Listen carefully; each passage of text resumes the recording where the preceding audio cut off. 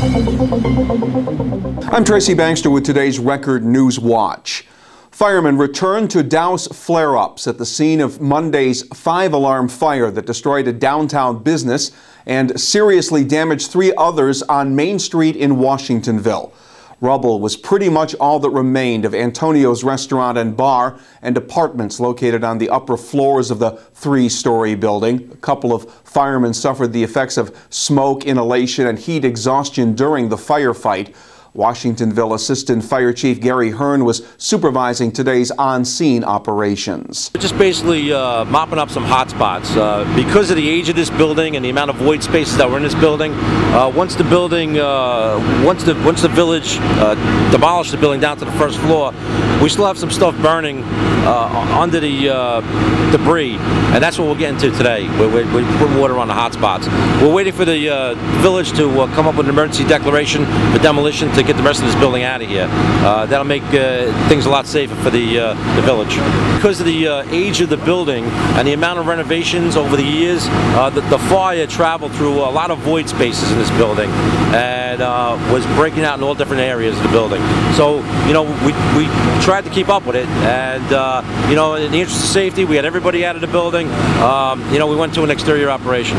Several residents stopped by to take a look at the damage. Among them, Nick Zarchuk, who's lived in Washingtonville since 1932. To see it just being ripped apart, I just hope that they would rebuild it, not necessarily in the same way, but at least have, instead of a parking lot. Fire inspectors were working to determine how much of the impacted area would have to be demolished. Investigators will attempt to determine the cause of the blaze. They were looking at the restaurant's kitchen as a possible point of origin. A celebration is planned for this evening at the Landfield Avenue synagogue in Monticello, following word that a stolen Torah scroll has been recovered. The sacred Torah, valued at about $35,000, was taken during the course of a break-in at the synagogue late last month. It was reportedly recovered in Woodridge, and Monticello police were questioning someone in connection with the incident. Hi, I'm Chief Doug Solomon. I want to report that the Torah that had previously been stolen from the Landfield Avenue synagogue has been recovered. It is in good shape, and we have an active investigation going on. A reward had been offered for the Torah's safe return. Rabbi Ben Zion Chanowitz called the Torah's recovery a miracle. Those with New York City's Department of Environmental Protection got an earful from Ulster County residents who said the release of dirty water from city reservoirs, including the Ashokan, has jeopardized property, jobs, and recreation in several areas of the county, including the lower Esopus Creek. Business owners and residents who spoke during Monday's public forum at SUNY Ulster say the billions of gallons of water released from the reservoirs have seriously hindered recreational businesses and created needless flooding problems in several Ulster County communities. City DEP officials say the release of dirty water is the only way to prevent the reservoirs from flooding. The proposed buyers of the now closed Nevele Hotel have made it clear.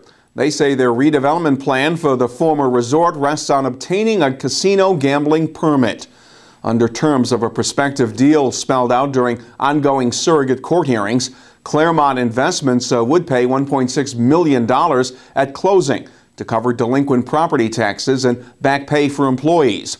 Unpaid creditors would get up to $5 million from Claremont if there's a casino in operation at the Nevele by January of 2017. Nevele owed almost $17 million on its mortgage as of November 1st. Claremont officials say most of the resort buildings would have to be demolished, and new construction could not be financed without casino revenue. Local supporters of hydraulic fracturing, or fracking, the controversial method that extracts natural gas from shale, are hoping to hear President Obama touch on the highly charged topic during a State of the Union speech tonight. While much of the president's third State of the Union address is expected to focus on the economy and help for the middle class, he may mention fracking as part of his push for national energy independence. Those opposed to fracking were once again making their voices heard during a protest Monday held outside Governor Andrew Cuomo's office in Albany. Well, new life could be coming to a now-closed business in Monroe. Liberty Collision Group, a car repair shop based in Syracuse, would like to buy the former Monroe Ford building and property and convert it into a business that would fix and then auction off used government vehicles. Liberty Collision is looking to get the approval of the Village of Monroe Planning Board. If they get the green light, Liberty Collision reportedly plans to hire between 40 to 60 people.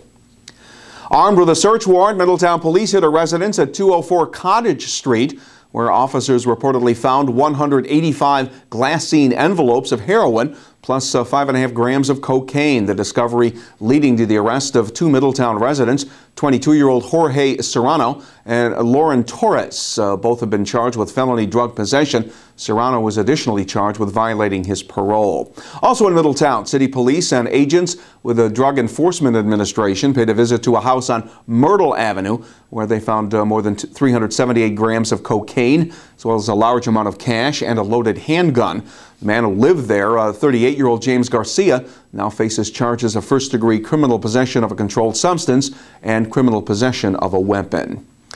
And there's no denying the fact that Christina Kenya has a green thumb. The third grader from E.J. Russell School in Pine Bush grew a humongous cabbage that was randomly chosen by the State Agriculture Commissioner as the statewide winner of a national kids program called Cash for Cabbages, sponsored by Bonnie Plants, the largest producer of vegetable and herb plants in North America. The program teaches kids about the benefits of gardening. Christina's class was among those that participated, and for her cabbage growing effort, she will receive a $1,000 savings bond for her future education from Bonnie Plants. Today's sunshine and 50-degree temperatures helped melt off much of the weekend snow, and we should enjoy another day of sunshine before clouds and rain return. Wednesday should be mostly sunny and not as mild, with the highs up around 40 degrees. Clouds move in on Thursday, bringing with them the chance of showers late in the day. Temperatures will again rise to around 40. Keep clicking back here at Record Online to stay on top of breaking news. And for a complete wrap-up on all the day's developments, pick up tomorrow's edition of the Times-Herald Record. For Record Newswatch, I'm Tracy Baxter.